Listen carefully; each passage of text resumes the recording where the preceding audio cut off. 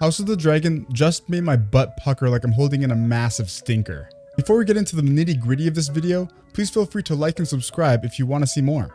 We have got a lot to unpack here, so let's just dive right into this madness. Just so everyone knows, there's going to be a lot of spoilers in here, so if you haven't caught up, please feel free to do that.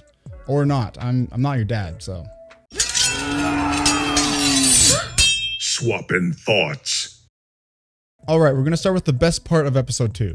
The epic twin duel that absolutely steals the show. Brother! This fight between Eric and Eric, which are pretty confusing names, is what we've all been waiting for. First off, let's give props where props are due. Luke and Elliot Tittenzer, the real-life twin actors playing Eric and Eric, delivered a performance that's nothing short of phenomenal. It's not every day you get to see actual twins go head-to-head in a fight scene. And these guys brought their A-game. The choreography was tight, the emotions were raw, and every swing of the sword had weight behind it. The build-up to this fight scene was masterful. We've seen these twins on opposite sides of the brewing civil war, each loyal to a different queen. Eric to Alicent and Eric to Rhaenyra. Their loyalty to their queens and their inevitable clash were hinted at throughout the season. But seeing it unfold was a whole different beast. This wasn't just a fight. It was a culmination of their divided loyalties and their ultimate test of their brotherhood. When the fight kicks off, it's a brutal, no-holds-barred brawl. These guys aren't holding back, and you can feel the intensity in every move. The setting, Rhaenyra's chambers, adds another layer of tension. It's personal, it's close quarters, and it's deadly. One of the standout moments in this scene is where the twins are so identical in their armor and their movements that not even their allies can tell them apart. Which is Eric? And he is pretty much saying what we're all thinking. This confusion ramps up the tension, making the stakes feel even higher. If we can't tell them apart, neither can the characters, which adds a chaotic and almost tragic element to the fight. And then we get to the climax. One of the brothers kills the other one, and from the utter shame of killing his brother, he falls on his sword and gives up the ghost. It's a gut-wrenching moment that leaves you stunned. The final scene, where the last standing twin asks Rhaenyra for forgiveness before ending his own life, is a masterstroke of tragic storytelling. Was it Eric finally realizing futility of their struggle and seeking forgiveness? Or was it Eric at the shock and grief of killing his own brother? The ambiguity is haunting and leaves a lasting impact. This fight is not just about the action, it's about the emotional weight behind it. The Cargyle twins' story is one of loyalty, betrayal, and tragic consequences of a divided kingdom. Their duel is a perfect encapsulation of the themes that House of the Dragon is exploring this season. It's brutal, it's tragic, and it's unforgettable. Now let's dive into the twisted mind of Sir Criston Cole, the man who's quickly becoming the biggest jerk in Westeros. This week, Cole takes his scumbaggery to a whole new level by sending Eric to a suicide mission to kill Rhaenyra. If you thought he couldn't get any worse, just make sure to buckle your seatbelts, because he's just getting started. First off, let's talk about the setup. Criston Cole is freaking foaming at the mouth about the young Prince Jaehaerys' murder. He's looking for someone to blame, and when he spots Eric's muddy cloak, he decides to just make him pay. This dude freaking tells Eric that he can't eat until his muddy cloak is cleaned. Dude, I would be furious, man. If that's not peak pettiness, then I don't know what is. But it gets worse. Much worse. Cole doesn't just want to punish Eric, he wants to use him as a pawn in his own twisted game. So he comes up with this insane plan. Eric is to infiltrate Dragonstone by pretending to be his own twin brother Eric and assassinate Rhaenyra. This isn't just a difficult mission, it's a death sentence. Eric is a knight, not an assassin, and Cole knows it. But does he care? Absolutely not. What is so diabolical about this plan is how it exploits the twin bond between Eric and Eric. Cole is banking on the idea that the twin identical appearance will let Eric slip into Dragonstone undetected. It is a genius move if you're looking at it from his perspective. Cole doesn't just want Rhaenyra dead, he wants to turn brother against brother in the process. It's a move that screams, I'll burn everything to the ground to get what I want. Eric's reaction is what you would expect from a decent human being. He's a knight that took on an oath, and he's not about to become an assassin.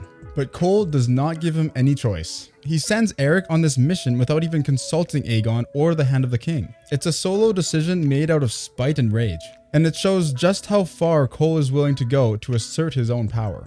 When Eric arrives at Dragonstone, the tension is insane. Eric sneaks into Rhaenyra's bedchamber, sword drawn, ready to complete his grim task. But then in bursts Eric, and we get one of the most intense and heartbreaking fights in the history of the show.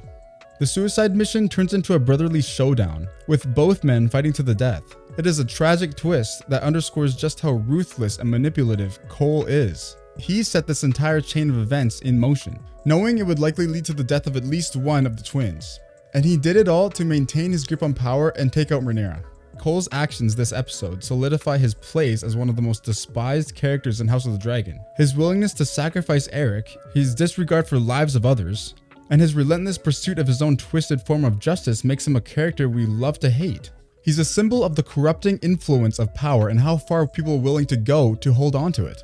It's time to talk about Otto Hightower, the puppet master of King's Landing, who is always scheming and plotting like he's in an endless game of chess. This week, Otto takes his manipulative tactics to a whole new level by parading the dead prince's body through the streets, hoping to turn public sentiment against Rhaenyra. If you think this guy couldn't get any more mischievous, then you thought wrong.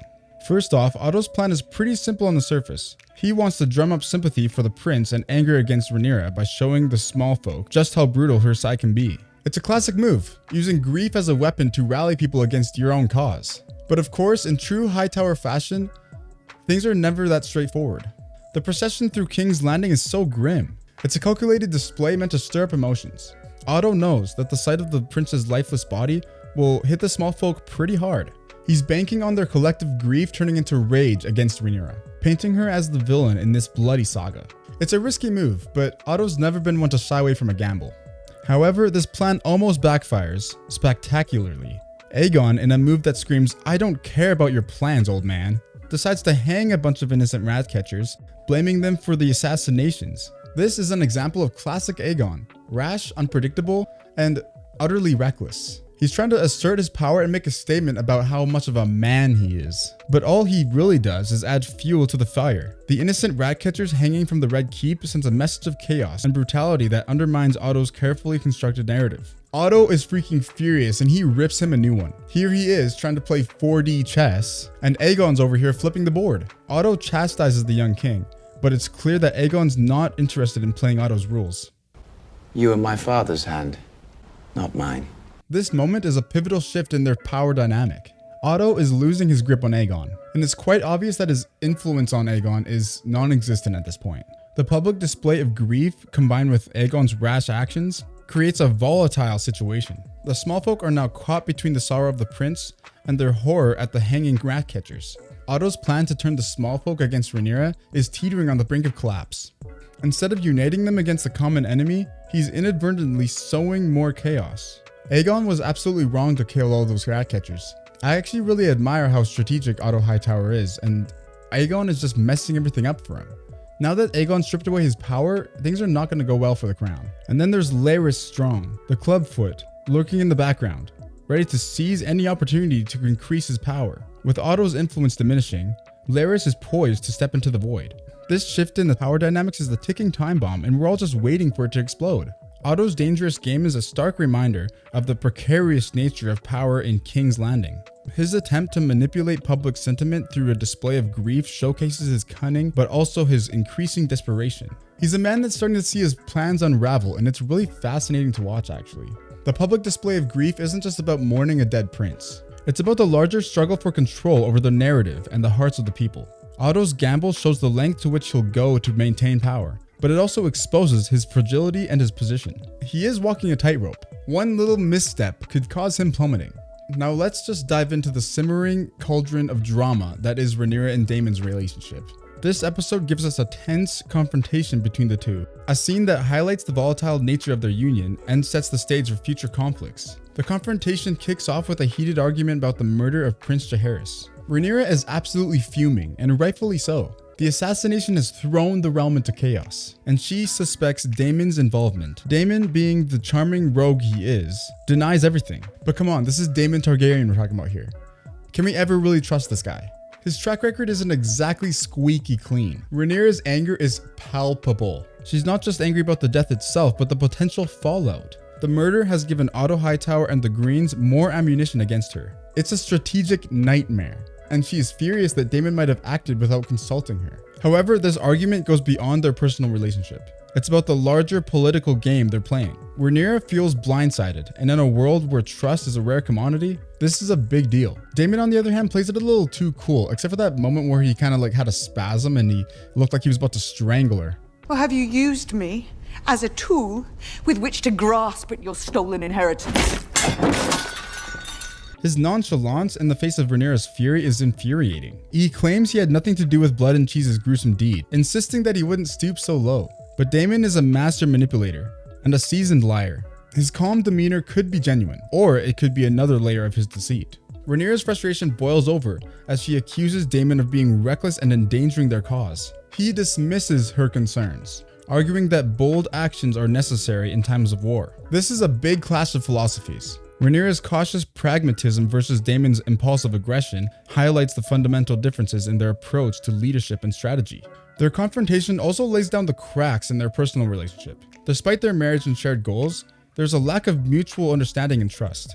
Daemon's refusal to take Rhaenyra's concerns seriously and Rhaenyra's inability to rein in Daemon's more dangerous impulses creates a volatile dynamic. It's clear that while they might be united in name, their reliance is fraught with tension and unresolved issues. The scene culminates with Daemon storming off to Harrenhal, declaring his intention to raise armies and prepare for war. His departure is quite abrupt and leaves Rhaenyra seething. This is actually a significant moment that underscores the precarious nature of their partnership. Daemon's decision to leave without addressing their conflict fully is a classic Daemon move, impulsive and dismissive. For Rhaenyra, this confrontation is a stark reminder of the challenges she faces, not just from external enemies, but from enemies within her own ranks. She is fighting a war on multiple fronts, and her biggest ally might also be her biggest liability.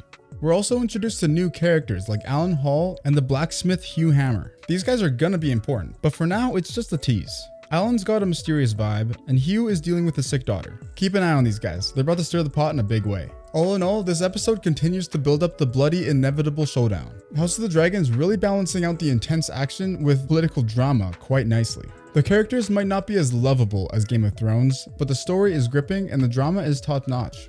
That's it for this review, guys. If you did like this video, smash that like button and subscribe for more content, and swap your thoughts down below of what you think of this episode. I've swapped my thoughts, and I'll see you in the next one.